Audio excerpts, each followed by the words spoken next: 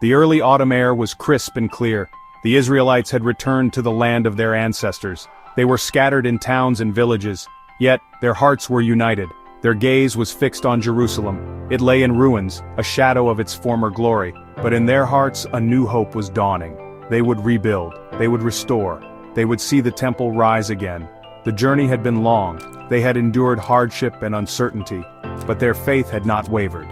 The promises of God echoed in their hearts. This land was their inheritance. Jerusalem, the city of God, awaited them.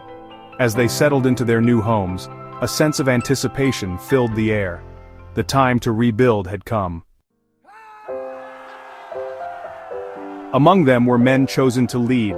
Jeshua, a priest descended from Aaron, stepped forward. Zerubbabel, from the line of David, stood by his side.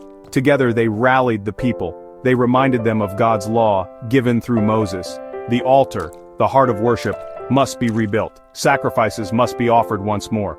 The people listened intently. They yearned for the restoration of their faith. The priests, guided by ancient tradition, prepared for the sacred task. The law of Moses was clear. It provided the blueprint for the altar. Every stone, every measurement held deep significance. They would rebuild according to God's design. Fear hung heavy in the air. The local residents, people of the land, watched with suspicion. They had settled in the land during the exile. Now they saw the returning Israelites as a threat. Their presence was a constant reminder of the past. Yet the Israelites pressed on. They knew their task was dangerous, but they also knew it was right. They were rebuilding on the very site where their ancestors had worshipped. This was the place where God had chosen to put his name. No threat could deter them.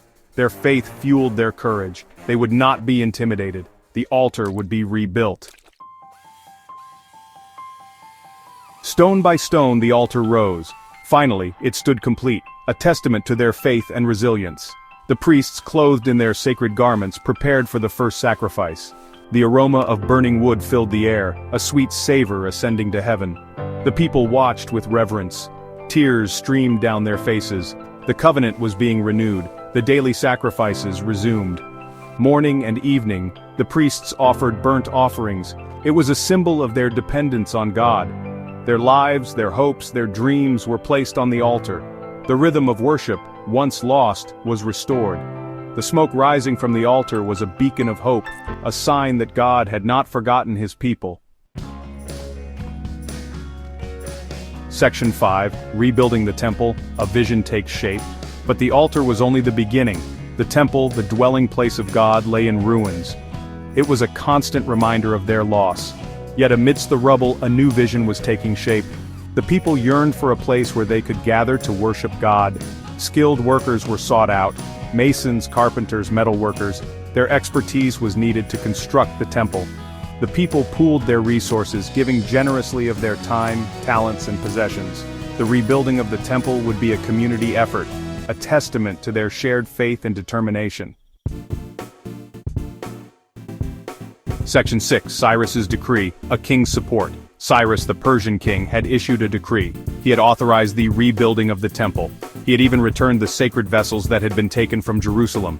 His support was a sign of God's favor. It gave the Israelites legal protection and a sense of legitimacy.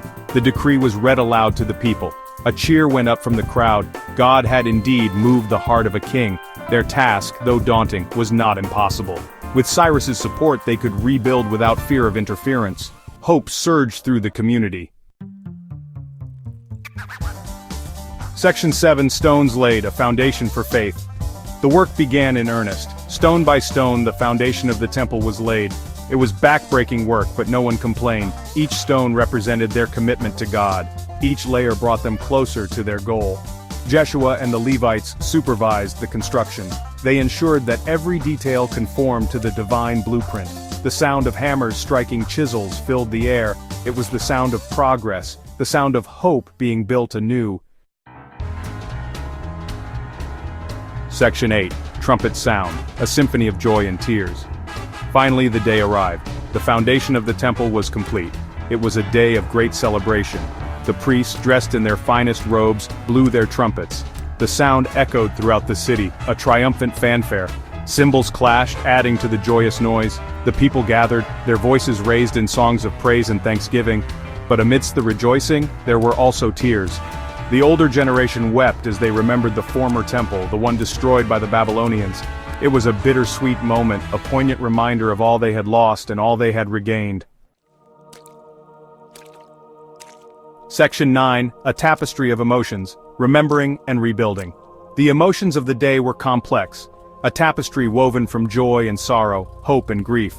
The younger generation, who had never seen the former temple, danced with unadulterated joy. For them, this was a new beginning. But the elders, those who carried the memories of the past, wept openly. The ruins of the old temple were a constant reminder of their exile, of the destruction they had witnessed. Yet even in their tears there was a glimmer of hope. God had not abandoned them. He had brought them back to their land, and now they were rebuilding his temple. Section 10, an enduring legacy, faith's triumph. The rebuilding of the altar and the laying of the temple foundation were acts of faith and defiance.